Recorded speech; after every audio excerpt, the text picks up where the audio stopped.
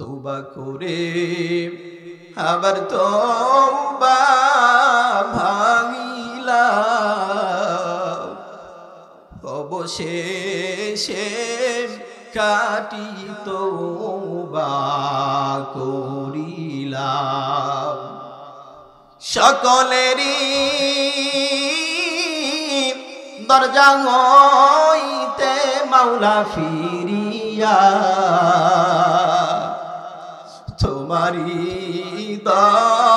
দরজাই রইলাম পড়িয়া। হযরত ইমাম আহমদ ইবনে হাম্বল রাহমাতুল্লাহি আলাইহির নাম শুনছেন আপনারা? শুনছেন আপনারা? ইমাম আহমদ ইবনে হাম্বল রাহমাতুল্লাহি আলাইহি যুগের সবচাইতে বড় আলেম, যুগের সবচাইতে বড় আলেম ব্যক্তি কোন একটা সফরের মধ্যে বের হয়েছে। হওয়ার পরে আল্লাহর বান্দা সফরের মধ্যে যখন গেছে, সফরের মধ্যে যাওয়ার পরে এরকম ভাবে রাত্রিবেলা হয়ে গেছে। এখন আল্লাহর বান্দা চিন্তা করে, ইমামে আহমদ ইবনে হাম্বল রাহমাতুল্লাহি আলাইহি চিন্তা করে, হায়রে রাত হয়ে গেল, শীতের রাত, এই রাতের মধ্যে আমি কোথায় অবস্থান করি? এই জন্য লোকটি কি করলো, ইমামে আহমদ ইবনে হাম্বল রাহমাতুল্লাহি আলাইহি একটা মসজিদের মধ্যে চলে গেল। মসজিদের মধ্যে যাওয়ার পর মুয়াজ্জিন সাহেবকে ডাক দেয়া বলল, মুয়াজ্জিন সাহেব, আমি তো একজন মুসাফির মানুষ, আমার তো থাকার কোনো জায়গা নাই, আপনি যদি একটু চান তাহলে আমাকে একটু এই মসজিদের মধ্যে থাকার ব্যবস্থা করে দিতে পারেন। মুয়াজ্জিন সাহেব ডাক দেয়া বলে, না না না, মসজিদের মধ্যে থাকা যাবে না, রাত্রিবেলায় আমার এলাকায় মসজিদের মধ্যে অবস্থান করার কোনো সিস্টেম নাই, আপনি মসজিদ থেকে বের হন। এত বড় একজন আলেম কিন্তু মানুষের সামনে পরিচয় ওপেন করতেছে না। আল্লাহর বান্দা এবার মসজিদ থেকে বের হয়েছে। মসজিদ থেকে বাহির হওয়ার পর এবার রাস্তার মধ্যে হাঁটে আর গুনগুন করে আল্লাহর কাছে দোয়া করে, আল্লাহ তুমি আমার থাকার ব্যবস্থা করে দাও। কিছুদিন যাওয়ার পর, একটু এদিকে খেয়াল দিবেন, কিছুদূর যাওয়ার পরে দেখতেছে শীতের রাত্রিতে কোন এক আল্লাহর বান্দা রুটি পিঠা ভাজতেছে। রুটি পিঠা ভাজে না শীতের রাত্রে?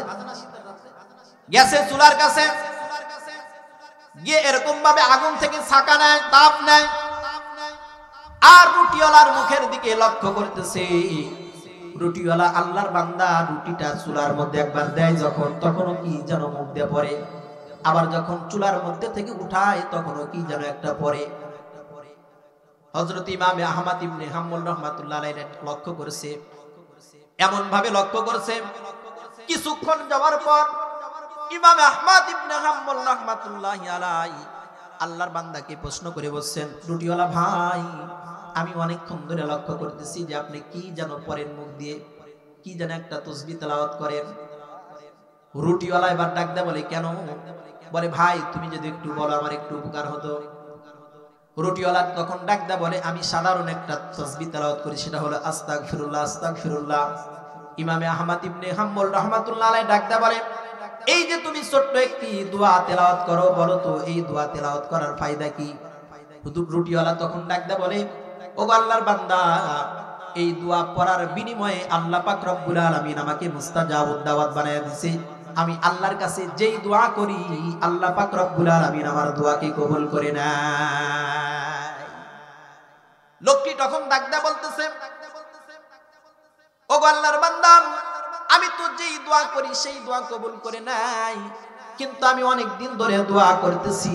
এই যুগের সবচাইতে বড় আলেম ইমামে আহমদ ইবনে হাম্বল রাহমাতুল্লাহি আলাইহি দেখবো, কিন্তু আল্লাহ পাক রব্বুল আলামিন আমার এই দোয়াকে কবুল করতেছে না। বলেন তো ইমামে আহমদ ইবনে হাম্বল রাহমাতুল্লাহি আলাইহি কোথায় দাঁড়ায় আছে? ইমামে আহমদ ইবনে হাম্বল রাহমাতুল্লাহি আলাইহি চিৎকার দিয়ে উঠে বলতেছে, ও আল্লাহর বান্দা, আল্লাহ পাক রব্বুল আলামিন তোমার এই দোয়াকে ফিরাইয়া দেয় নাই।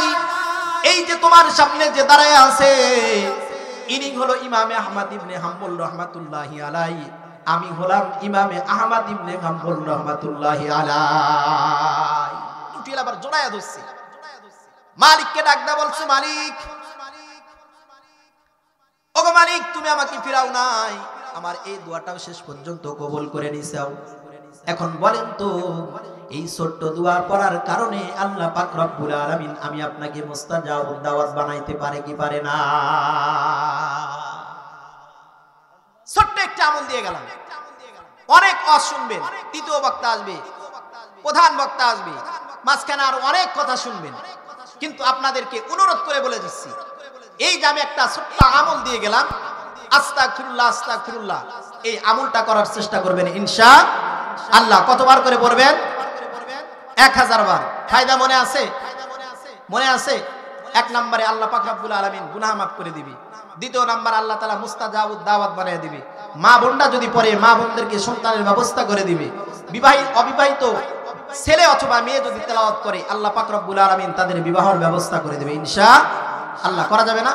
এটা কিন্তু আমার বানানো কথা না। মারিফুল কোরআন, মারিফুল কোরআনের একটা তাফসিরের টিকার মধ্যে এই ফজিলতগুলো মারিফুল কোরআনের লেখক আল্লামা শফি সাহেব এই কথাগুলো সুন্দর করে লিপিবদ্ধ করে গেছে। এজন্য আমার বানানো কথা না। যদি আমল করেন বিশ্বাস করে, অবশ্যই অবশ্যই আমি আপনার আমলকে আল্লাহ পাক রব্বুল আলামিন কবুল করে নেবেন।